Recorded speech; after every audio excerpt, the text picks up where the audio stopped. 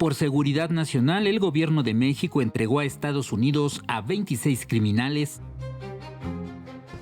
La decisión es por la seguridad de nuestro país. Entonces, la decisión que se toma por el Consejo Nacional de Seguridad tiene que ver con la seguridad del país. Son decisiones soberanas.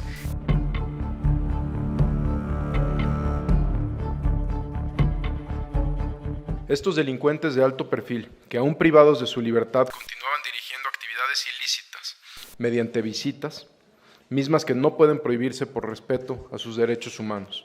Sin embargo, estas interacciones eran aprovechadas para mantener operaciones criminales, amenazar a funcionarios y extender redes de corrupción e intimidación, lo que representaba un riesgo inaceptable para la seguridad. Es importante señalar que esta acción se realizó como medida para impedir que desde prisión continuaran ordenando secuestros, extorsiones, homicidios y otros delitos. Tom Homan, zar fronterizo de Estados Unidos, criticó que la administración de Joe Biden permitió la entrada de toneladas de drogas y aseguró que los cárteles mexicanos serán borrados de la faz de la tierra. The criminal cartels of Mexico have killed more Americans than every terrorist organization in the world combined. So this is one of the steps President Trump's taken. The Biden administration could have asked for cartel members to be extradited to this country. They didn't. They had an open border. Multiple pounds of fentanyl came across the open border and killed 250,000 Americans. President Trump has committed to American people to make this country safe again. He's going to save lives. He's going to shut down the cartels and wipe them off the face of the earth.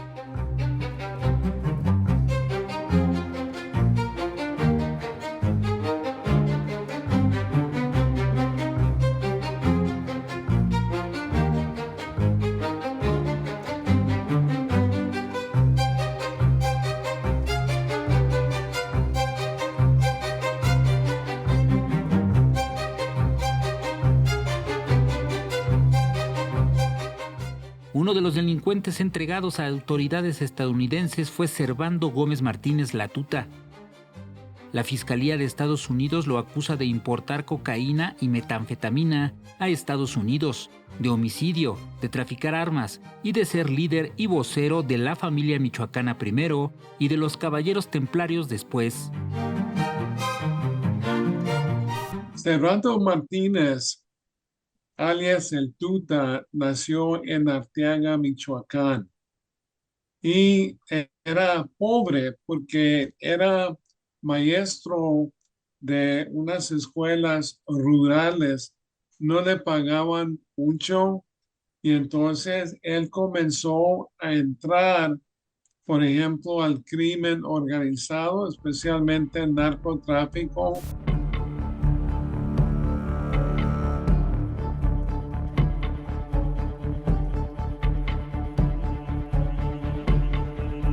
Era una persona algo curiosa, porque él cuando comenzó como maestro se ganó la confianza de los pueblos ahí en Michoacán. Lo llamaban el profe, y él siempre andaba por las calles saludando a la gente y tenía buena personalidad. Servando Gómez Martínez, también conocido como el Profe, al haber sido maestro de primaria, inició en el tráfico de marihuana a principios del año 2000. En esa época el grupo delictivo predominante era el Cártel del Milenio de los Hermanos Valencia, que operaban con bajo perfil. Después vinieron las divisiones y cruentos enfrentamientos. Los Zetas buscaron tener presencia en Michoacán y controlar el tráfico de droga. Encabezados por Heriberto Lascano, el Lasca o el Z3, ejercieron gran violencia en la entidad. Vinieron los secuestros y extorsiones. Un grupo local conocido como la familia michoacana se enfrentó a los Zetas con el objetivo de expulsarlos.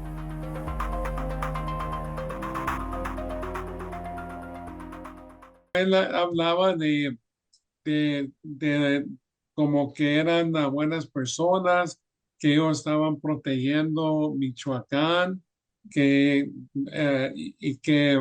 luego él mismo habló con muchos otros grupos criminales para que se unieran y mataran a Miguel Ángel Treviño. porque él lo odiaba y él en su propaganda también decía que él estaba protegiendo el estado de los Zetas. Que eran los más falsarios, los de la familia michoacana, y después los caballeros templarios, porque decían querer salvar a las comunidades y que no se envenenaran los jóvenes por parte de los Zetas.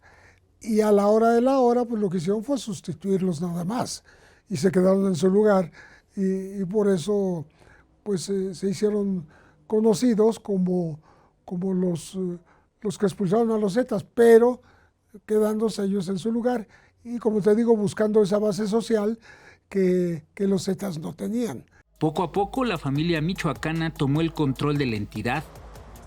Eran tiempos de Felipe Calderón, quien después de iniciar su sexenio declaró en Michoacán, su estado, el inicio de la guerra contra el narcotráfico. El 10 de diciembre de 2006 envió a esa entidad más de 6,000 integrantes de las fuerzas federales.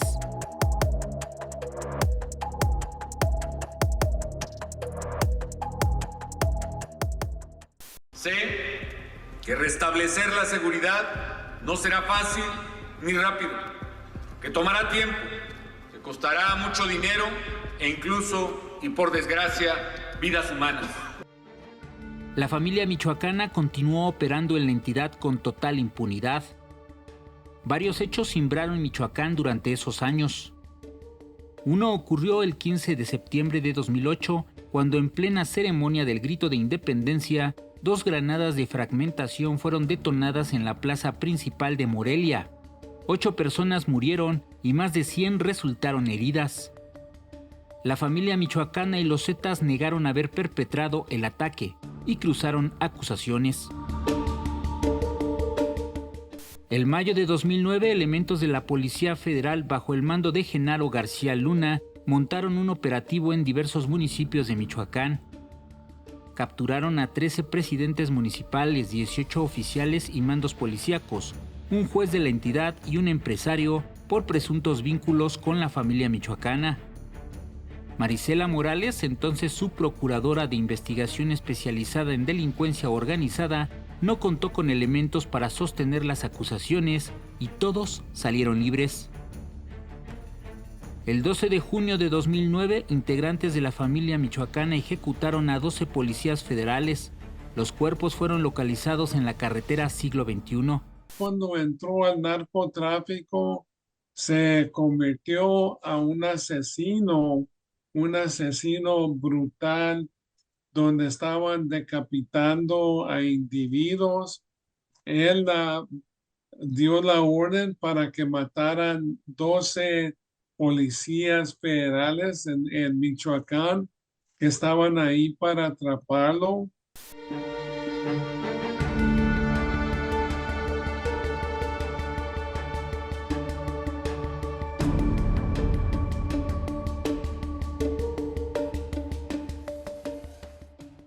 Tras la supuesta muerte de Nazario Moreno González, el Chayo, José de Jesús Méndez Vargas, el Chango, quiso liderar a la familia michoacana, lo que provocó una ruptura con Enrique Quique Plancarte y Servando Gómez Latuta, quienes fundaron los Caballeros Templarios, iniciando una guerra entre ambas organizaciones criminales.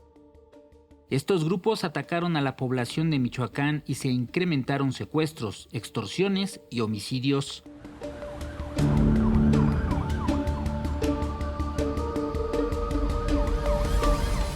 Tenían que pagar 1,000 pesos por cada vaca que vendieran. Los carniceros tenían que dar 15 pesos por cada kilo de carne que vendían. Los tortilleros tenían que pagar 4 pesos por cada kilo de tortillas que vendían. Esos señores de aquí de Tepalcatepec se llevaban 30 millones de pesos al mes, nada más de esos 3 negocios. Ya nos tenían medido los metros de frente de las casas de nosotros, porque ya íbamos a pagarles por metro de vivienda que teníamos en la calle. Ya nos habían asignado 500 pesos mensuales por cada carro que tuviéramos. A los niños desde el kinder hasta la preparatoria tenían que pagar 20 pesos todos los lunes. O sea, ya teníamos que pagar por poder vivir. Que tomaron el control de todo, como es la producción de limón. Ellos decían a cómo se pagaba, cuándo se cortaba, cómo lo hacían. mandaban a su gente a que diera a los dueños ahí de las empacadoras de limón, que es donde nosotros lo vendemos, y les decían, ¿a cómo lo vas a pagar? A 12 pesos. Págalo a 8 y 4 son para nosotros. Y vas a cortar nada más lunes y miércoles y jueves. Imagínense económicamente cómo estábamos todos ahí en la aduana y en la región ahí. El problema les tronó cuando empezaban a llegar a tu casa y te decían, me gusta mucho tu mujer, ahorita te la traigo, pero mientras me bañas a tu niña, porque esa sí se va a quedar conmigo varios días. Hubo quienes los enfrentaron verbalmente y le dijeron, oye, te hemos pagado cada vaca, pero te estás metiendo a la familia y eso no lo vamos a permitir.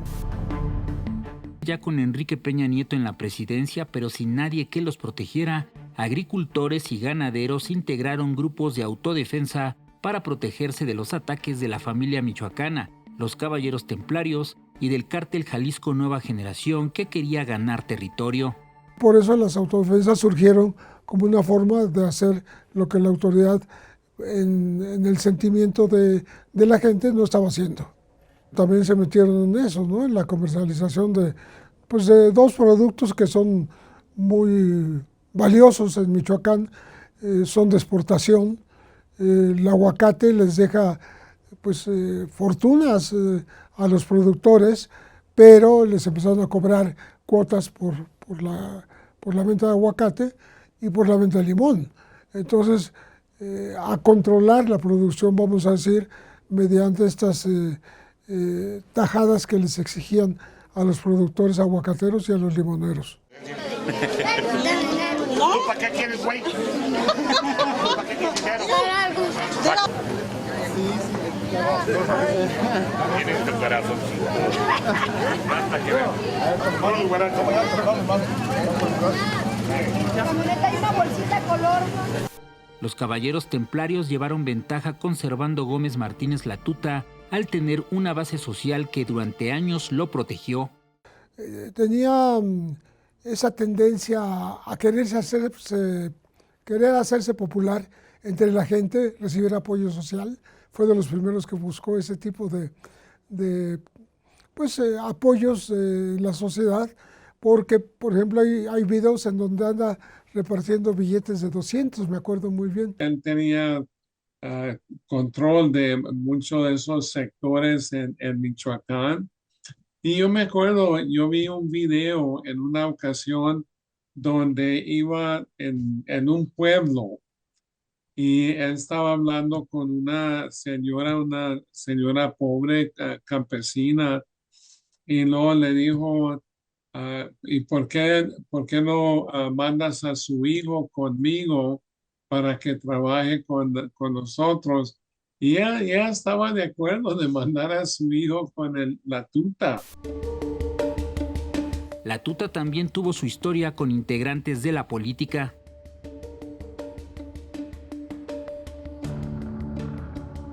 Mandaba videos que él tomaba con funcionarios mexicanos, por ejemplo, el hijo del ex gobernador de Michoacán, y él le gustaba tomar fotos, videos y luego ponerlos en las redes sociales como mensajes a otros políticos, también a otros carteles.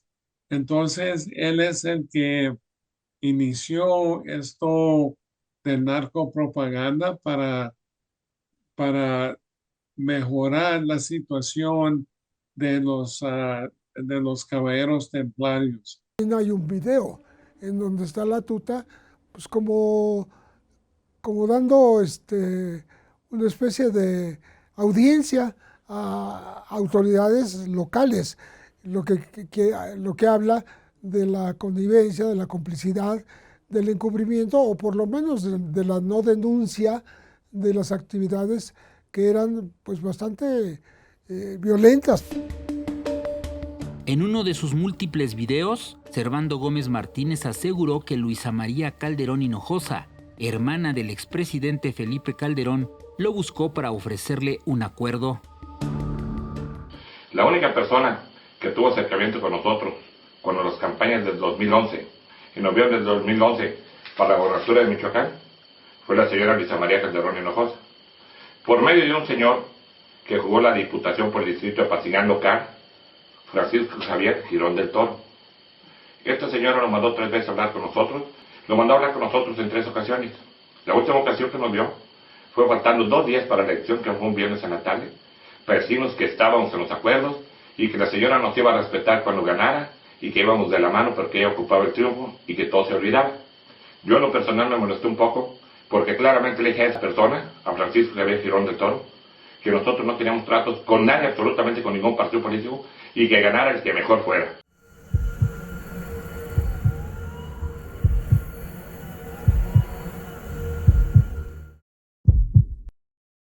Con el paso de los meses fueron cayendo líderes criminales. El Chango Méndez de la familia michoacana fue capturado el 21 de junio de 2011, mientras que los líderes de los Caballeros Templarios, Quique Plancarte y Nazario Moreno el Chayo, este último líder máximo y adoctrinador de los Caballeros Templarios, fueron abatidos en diferentes hechos en marzo de 2014. En esa ocasión, la muerte de Moreno González se confirmó con la ubicación del cuerpo, huellas dactilares y ADN. El gobierno de la República reforzó el operativo contra Servando Gómez Martínez y ofreció una recompensa de hasta 30 millones de pesos por información que llevara a su captura. Y entonces en la época fue muy perseguido, muy buscado, hasta que pues lograron numerosos agentes, además del ejército y agentes federales, lo estuvieron buscando por la sierra hasta que lo ubicaron y lo capturaron.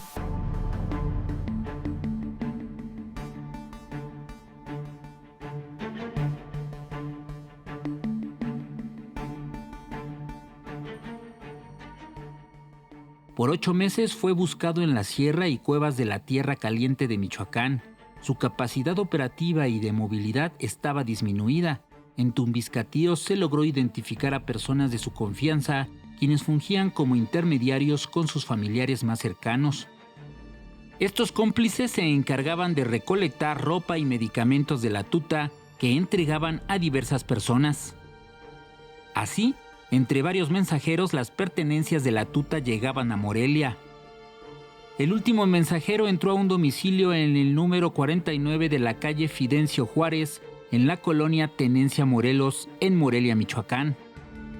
Se identificó una camioneta que estaba a nombre de una de las parejas sentimentales de Servando Gómez Martínez. La ubicación de la tuta ocurrió el 6 de febrero de 2015, fecha de su cumpleaños 49. Ese día varias personas llegaron a la casa con comida, refrescos, regalos y pasteles. Días después, se percibieron movimientos inusuales afuera del domicilio y se llevó a cabo el operativo.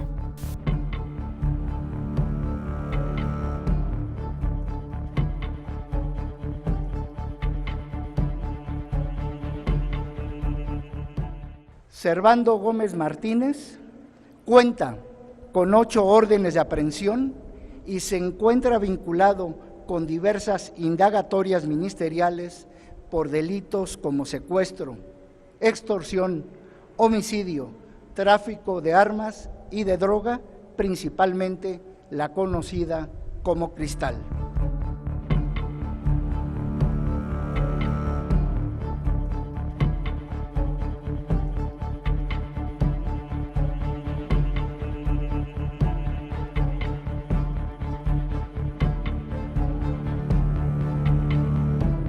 Este sujeto intervino en el asesinato de 12 compañeros de la Policía Federal, quienes realizaban una investigación con la finalidad de detenerlo.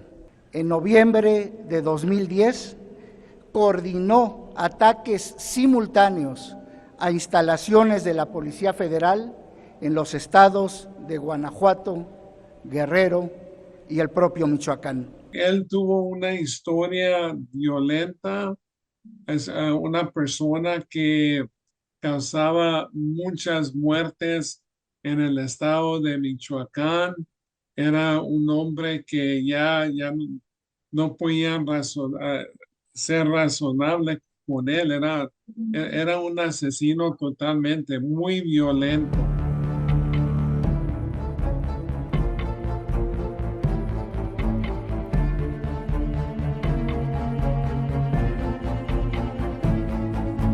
También me sorprendieron, me sorprendieron. ¿Me podría dar su nombre, por favor? Servando Gómez Martínez. ¿Su alias? La Tuta del Profe. ¿Originario? Arteaga, Michoacán. ¿Sabe por qué está detenido? Por criminal. ¿Los podría decir, por favor? Narcotráfico. Lideré una banda de pendejos, que si tú quieres. ¿A qué banda lideraba? Caballeros Templarios. Servando Gómez Martínez, alias La Tuta, tiene 2 sentencias, una de 47 años con 6 meses por delitos contra la salud y delincuencia organizada, otra por 55 años por el secuestro de un empresario. Servando Gómez Martínez fue ingresado en el Centro de Detención Metropolitano de Brooklyn, Nueva York, donde también están recluidos Ismael El Mayo Zambada y Rafael Caro Quintero. La audiencia de La Tuta está programada para el próximo 23 de octubre. De llegar a juicio y ser hallado culpable, podría ser condenado a cadena perpetua.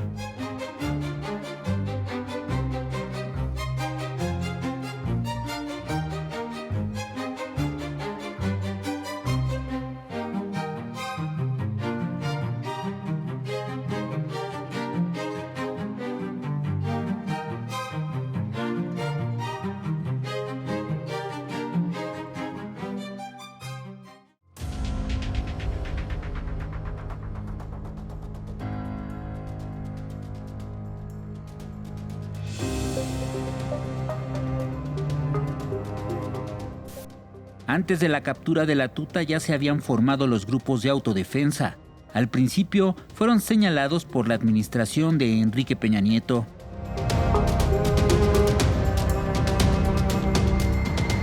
Más allá de las autodenominaciones que puedan tener estos grupos, las eventuales prácticas que hagan queriendo hacer justicia por propia mano es una actividad que está fuera de la legalidad. El 15 de enero de 2014, Peña Nieto creó la Comisión para la Seguridad y el Desarrollo Integral en Michoacán, con el objetivo de pacificar y controlar la situación en la entidad. Alfredo Castillo Cervantes, uno de sus principales colaboradores, fue designado para esa misión.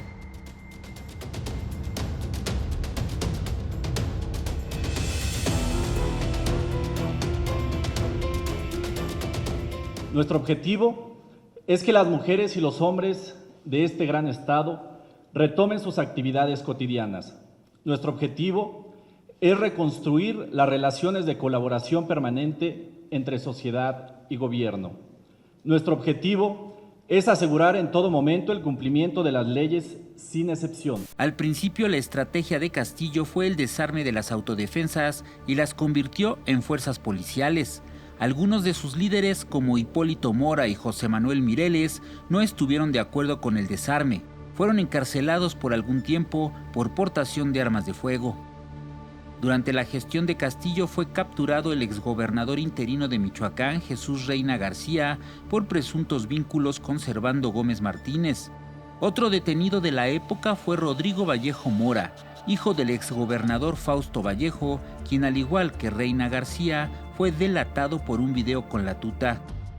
La estrategia cambió y Alfredo Castillo formó un grupo de operaciones especiales de la Fuerza Rural, conocido como el G250, donde estaba Nicolás Sierra Santana y sus hermanos, hoy líderes de la organización criminal de los Viagras, y Luis Antonio Torres González, conocido como Simón el Americano, líder de los H3, vinculados con el Cártel de Colima. Se entregaron decenas de armas, varias llegaron a grupos criminales. Con poco más de un año en el cargo, Castillo Cervantes fue enviado a la Comisión Nacional de Cultura Física y Deporte, la CONADE, dejando su misión inconclusa y un Michoacán bañado en sangre.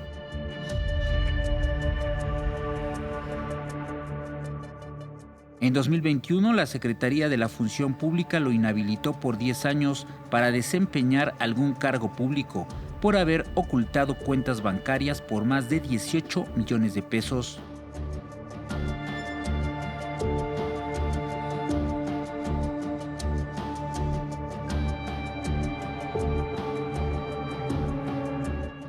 Hipólito Mora ya había denunciado que los grupos de autodefensa fueron infiltrados por el crimen organizado. En que está pensando en los líderes infiltrados, en los líderes que se andan haciendo pasar por autodefensas o fuerza rural. Hipólito Mora fue asesinado el 29 de junio de 2023 en La Ruana, municipio de Buenavista.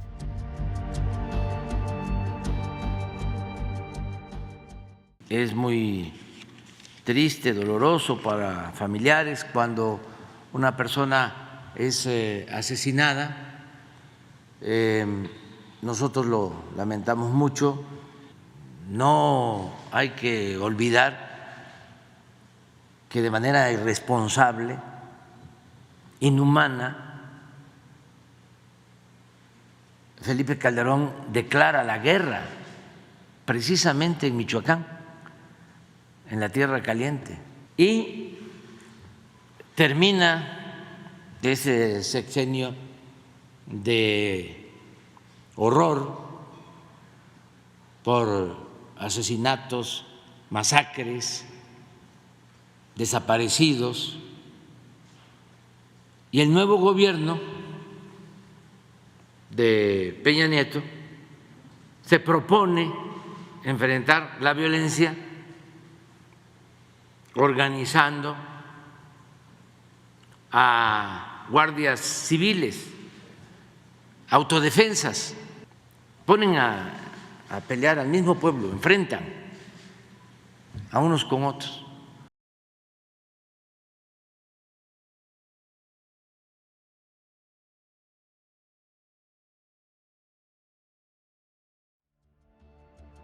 En la actualidad en Michoacán operan 4 organizaciones criminales. La familia michoacana encabezada por los hermanos Johnny y José Alfredo Hurtado Olascuaga. El cártel Jalisco Nueva Generación de Nemesio Oseguera Cervantes el Mencho. Cárteles Unidos liderado por el abuelo Farías y los Viagras, encabezado por Nicolás Sierra Santana, quien se alió con el Mencho para combatir al abuelo. Las autodefensas surgieron en Michoacán para hacer frente a los delincuentes que extorsionaban y secuestraban sus comunidades. Fueron armadas y después se convirtieron en grupos criminales.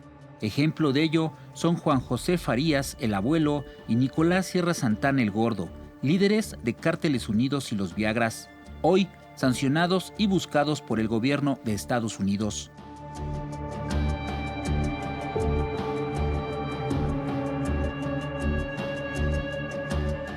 Un verdadero autodefensa, desde mi punto de vista, es aquel que hace las cosas por convicción, para bien común, que no está persiguiendo nada personal.